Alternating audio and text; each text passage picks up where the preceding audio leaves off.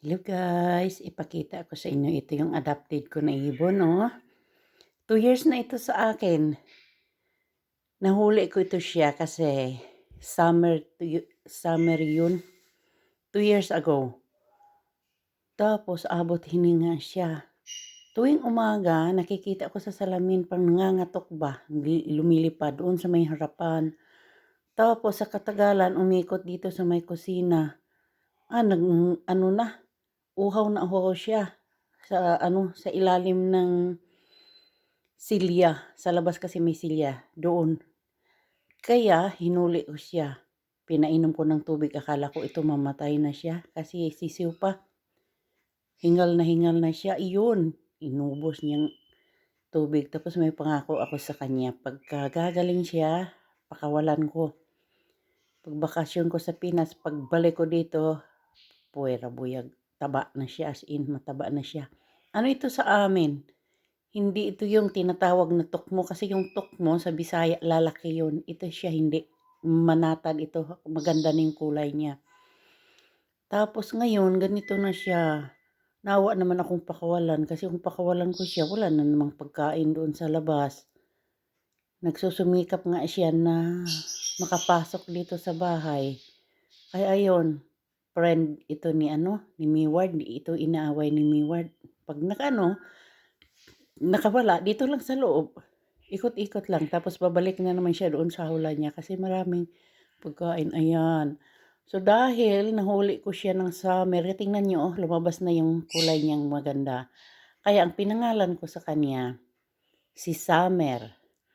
Pag nanghingi ito ng pagkain, yung kasama niya nito sa loob ng hawla, si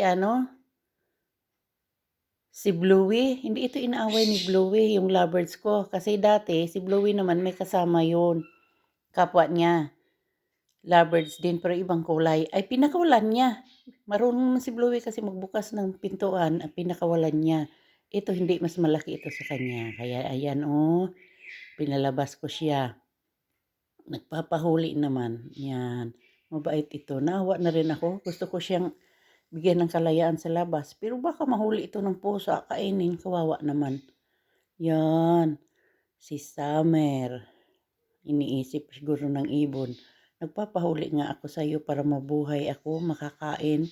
Ngayon, super kalamig sa labas. Saan naman ito nang mapunta kung pakawalan ko? Kaya dito okay naman sa pagkain. At saka minsan ko na rin ito pinakawalan dyan sa may bintana. 3 sila. Hindi talaga lumabas. Kasi nandito kami sa basement. Hindi talaga siya lumabas papunta ng taas. Nagtago lang doon sa may sampayan ko. Tapos nung binuksan ko yung pintuan dito sa paloob, pumasok silang 3 sa loob. Ay ayaw talaga nilang lumayo. Alam nila na minahal sila. Binibilihan ko ito ng pagkain. Ayan, mabait ito. Babae ito guys, kasi nangitlog na to kahit walang lalaki. Kasi bumili ako ng pagkain na yung para pang may halong pula. Yung para sa mga ibon. Ayun, pwede palang mangingitlog. Kaya nangitlog na ito, pero hindi naman nabuo. Yan bait-bait naman ng aking si Summer. Yan. Hindi yan siya mabait talaga to. Yan. Ang ganda ng kulay na yan, Yan ang palatandaan na medyo may edad na. Yan, 2 years na ito sa akin, mahigit. Ayan. Dati din sa bahay namin doon bahay ng amo ko doon sa mama niya. Marami yung ganito din. Umabot sa 5. Napasok lang. Doon sa kwarto namin kasi yung kwarto namin doon sa pinakataas. Tapos nagbubukas ako ng bintana, nagtatanim ako ng mga halaman. Napunta sila doon, nilalagyan ko ng pagkain. Hanggang sa katagalan, ay naglumabas. Doon na. Pero nung lumaki na rin, pinakawalan ko. Ito hindi na muna kasi kawawa naman. Okay naman siya sa pagkain. Kasi pinakawalan ko na siya as in totally. Napasok naman uli. Hindi naman lumipad pataas. Kaya dito na lang siya. Yan, friend sila ni Bluey. Yan, di din ito kinakagat ni Mayward. Alam nyo, pag nakawala ito at nadapo sa hawla ni Mayward, sabi pa ni Mayward, uy, uy, uy, uy. "Oh," ganyan si Mayward, iniisip niya saktan mo yung mga kapwa niya ibon, sabi pa niya, "Oh."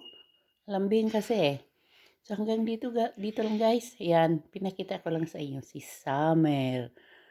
Mahigit 2 taon na siya sa kay Mary. So, thank you.